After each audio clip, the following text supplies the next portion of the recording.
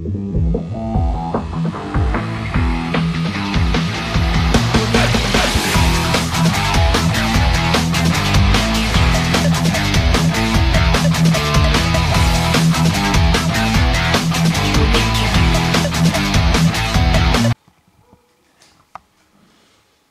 σας είπα, κάθε αράθλημα διέπεται από την Επιτροπή Αραθλήματος, έτσι και ο αερομοντελισμός έχει τη δικιά του επιτροπή και το δικό του μέλος στο Συμβούλιο της Ομοσπονδίας.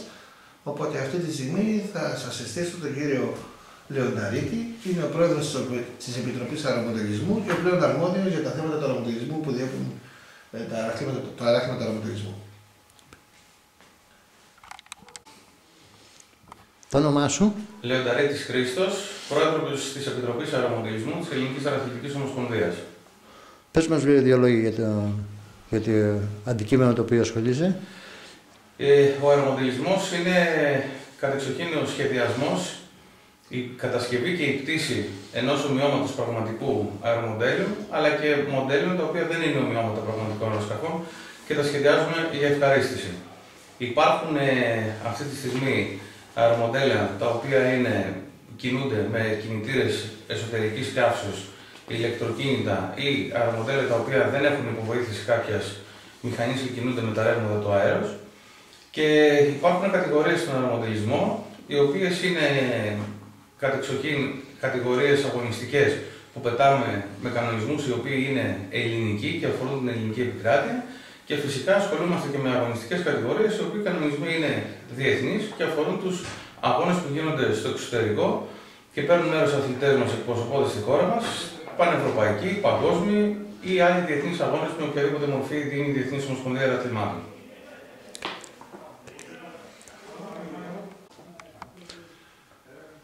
Ποιες κατηγορίες είναι?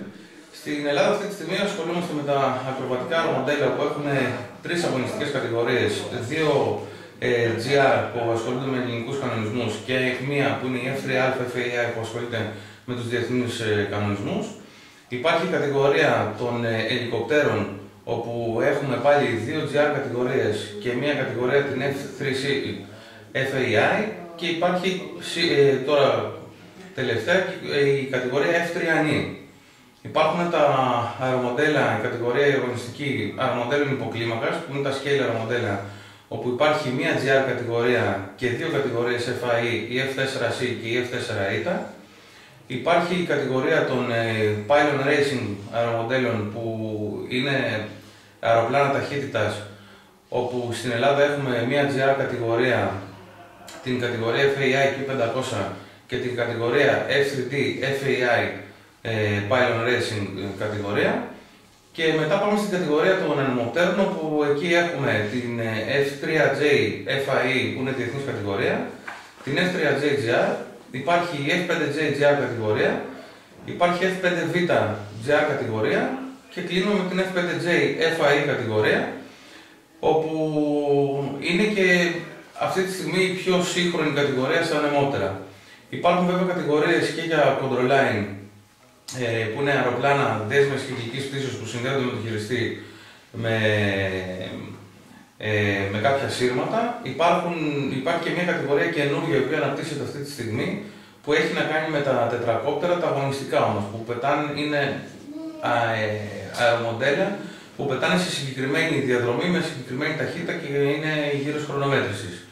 Στην Ελλάδα αυτή τη στιγμή περίπου έχουμε 200 αθλητές μεικτά που ασχολούνται με όλους τους αγώνες και υπάρχει και περίπου θα πούμε ότι είναι κοντά στα 2.000 άτομα, μπορεί και παραπάνω, που ασχολούνται με τον αεραστεχνικό αερομοντελισμό, που κάνουν αερομοντελισμό, είναι ενταγμένοι σε συλλόγους, απλά δεν ασχολούνται με το αγωνιστικό κομμάτι. Οπότε σύνολο πιστεύω ότι φτάνουμε περίπου στα 2.500 άτομα.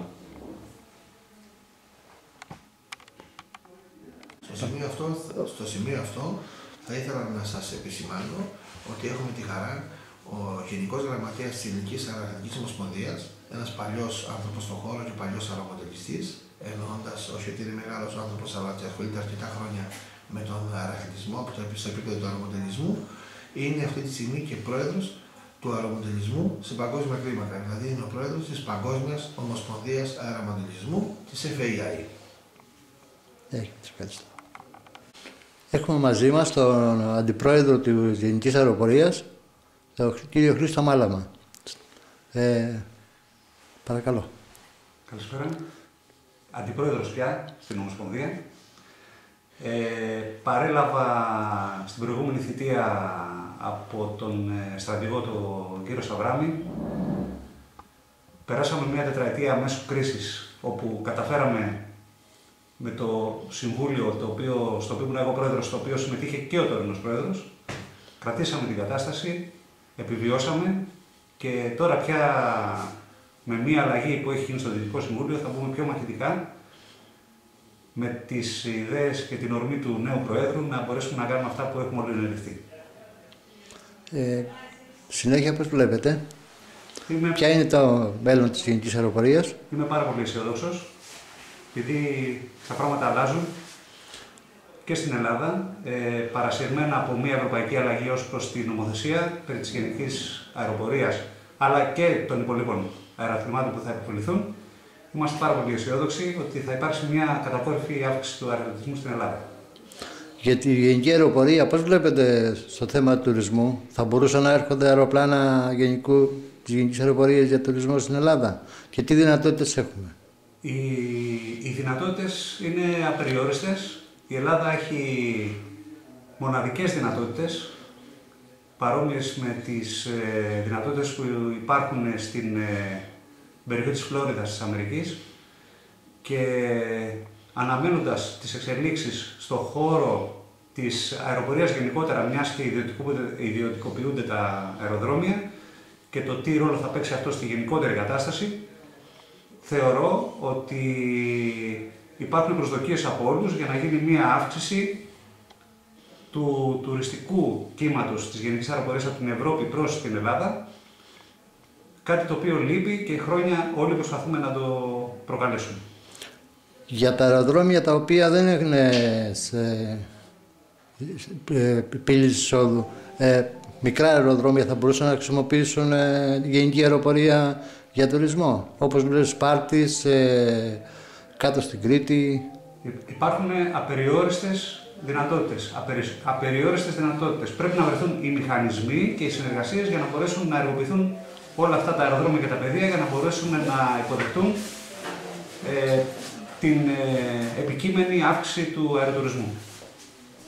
Κάτι άλλο να συμπληρώσετε? Να συμπληρώσω ότι είμαστε ακριβώς στη φάση αλλαγής. Το καινούργιο διοικητικό σχήμα, κατά τη γνώμη μου, προεξέχοντος του Προέδρου, δείχνει στοιχεία ορμής και αισιοδοξίας και θετικών εξελίξεων. Είμαστε όλοι αισιοδόξοι. Σας ευχαριστώ πολύ. Καλή συνέχεια. Αντώνης Παπαδόπουλος, Γενικός Γραμματέας Ελληνικής Αεραθλητικής Ομοσπονδίας. Κύριε Αντώνη Παπαδόπουλο, πώς βλέπετε την αεροπορία σχετικά με τη συνέχεια του της Ομοσπονδίας? Η Ομοσπονδία γνωστών έχει ιδρυθεί από το 1928 στην Ελλάδα. Είναι από τις παλιότερες ομοσπονδίες που υπάρχουν στον ελληνικό χώρο. Αυτή τη στιγμή έχουμε γύρω στα 100 σωματεία που είναι σε όλη την Ελλάδα διασπαρμένα.